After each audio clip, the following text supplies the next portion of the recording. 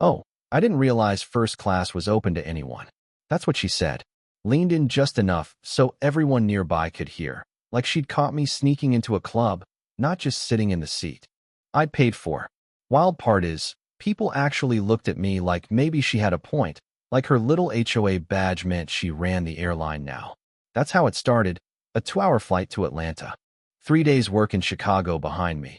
All I wanted was to enjoy that buttery leather seat, a little legroom, a silent window, and maybe disappear into a paperback until we landed. But some folks don't know how to leave a man in peace, you know what I mean? So there I was, minding my own business, just hoping I could catch a nap and skip the whole talking to neighbors routine you get trapped in sometimes. That's when I hear her voice, sharp as a paper cut, floating up the aisle. Candace Mitchell, Queen of Oakwood Heights HOA and, apparently, self-appointed sheriff of Delta Flight. 1547. I felt my heart sink. I mean, 2 years of living next door to this woman, every inch of lawn measured, every visitor's car scrutinized, every trash can policed. Now here she was, carrying her designer bag like a scepter, lips pinched tight, and giving me that once-over only people who think they own the world know how to give. She spots me, and you can just see her mind. Wearing jeans and a polo in first class. Her stride turns into a mission. She's coming my way with that HOA energy, the kind that says, I'm about to ruin your day and call it community service. I tried to keep my head down, scrolled my phone, pretended not to notice, but it was no use. When Candace has a target, she does not miss. She stops at my row, real polite, on the surface, voice honeyed but sharp underneath. Excuse me, I think there's been a seating error here. Now, I knew where this was headed. I held up my boarding pass, as casual as I could manage. No error, Mrs. Mitchell. 2A, paid for it myself. She didn't even look at the pass, just kept staring at me like I was a stray dog on her porch. Meanwhile, passengers nearby start glancing over, catching the tension. And here's where it gets ridiculous. She lowers her voice, acting like she's doing everyone a favor. As your HOA president, I have a responsibility to address situations like this. Her words hung in the air, heavy with that coded nonsense I'd heard at 100 community meetings. First-class seats should be reserved for people who actually deserve them, don't you think? Blood pressure shot up, but I kept it together, barely. Your authority ends at the community gate, I told her. This is a commercial aircraft. I have every right to be here. You could tell she wasn't used to pushback. She straightened, pulled out her phone, flashed her badge photo like she was showing off a police shield.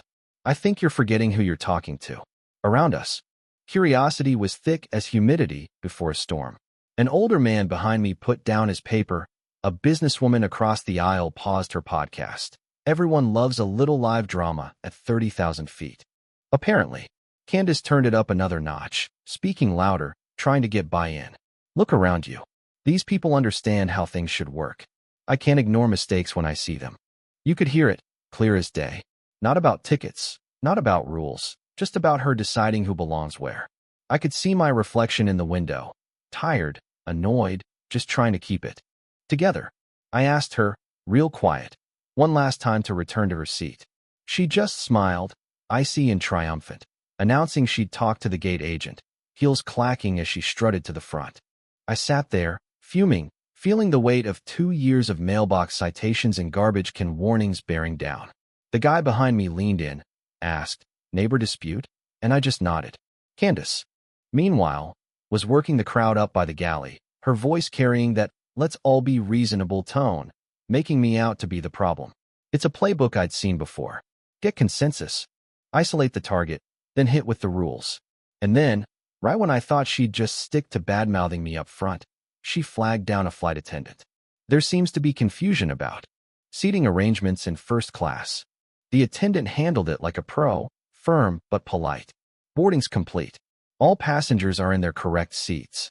But Candace kept pressing, suggesting a double check with the gate agent, her words sharp with entitlement. Passengers were whispering, some recording. I caught eyes with a woman across the aisle who just shook her head, disbelief plain on her face. Then Nick Anderson, senior gate agent, and a guy I'd flown with for years, showed up. Nick's the type who doesn't take nonsense from anyone, and I could see him scanning the room, clocking the tension. Candace launched right in, introducing herself as president of Oakwood Heights HOA and explaining my supposed confusion. Nick listened, nodded, and asked for my boarding pass and ID. I handed them over.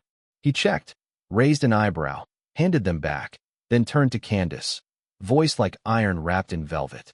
Ma'am, disrupting boarding is a violation of FAA regulations. Is there something else before I escalate this?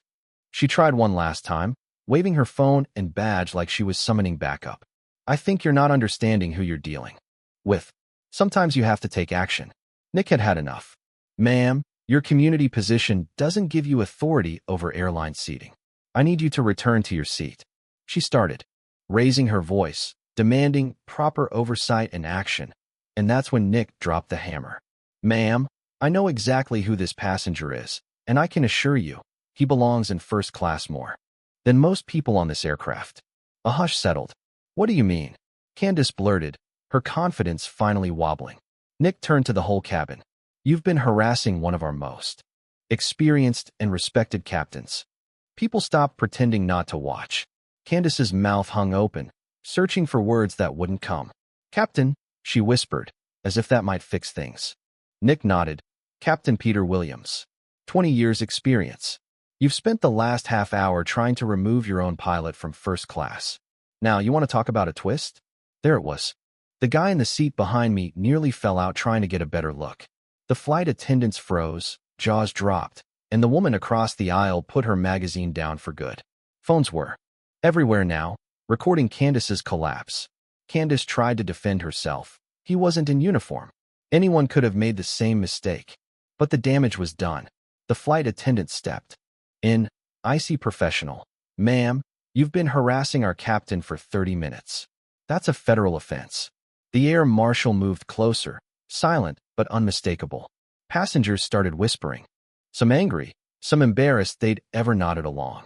Even the guy who'd supported her earlier muttered an apology my way. Didn't realize. I'm sorry, Captain. Nick finished. When we land, you'll be met by federal authorities. Actions have consequences. Candace wilted, finally forced back to her seat, humiliated and silent. But the deepest irony was still ahead. For the next 2 hours, she'd have to sit there, surrounded by witnesses, trusting the very man she'd tried to boot from the plane to get her safely home. As I walked to the cockpit, every eye followed. Her badge was useless now, just plastic, not power. After landing, security was waiting, cameras rolling, neighbors watching. Candace escorted off like a cautionary tale in heels. Our neighborhood changed, too. She lost her title, her reputation, and her old allies. Folks finally saw through her standards. I got letters, handshakes, even a few teary apologies from people who'd once believed her stories. Months later, I heard Candace was in counseling, working on herself, volunteering with justice groups. One evening, she returned to a community meeting, voice trembling, apology. Genuine. Not everyone forgave her, but some did. Maybe that's how real change starts, a reckoning, a fall, a second chance. I still fly, still love the sky, still wave at neighbors who wave back. But I never forgot that flight. The day a woman learned, in the most public way possible, that fake authority crumbles fast when the truth takes the mic. That's the story, friends. Would you have stood up in that cabin? Did Candace get what she deserved, or did justice go too far? Let me know below.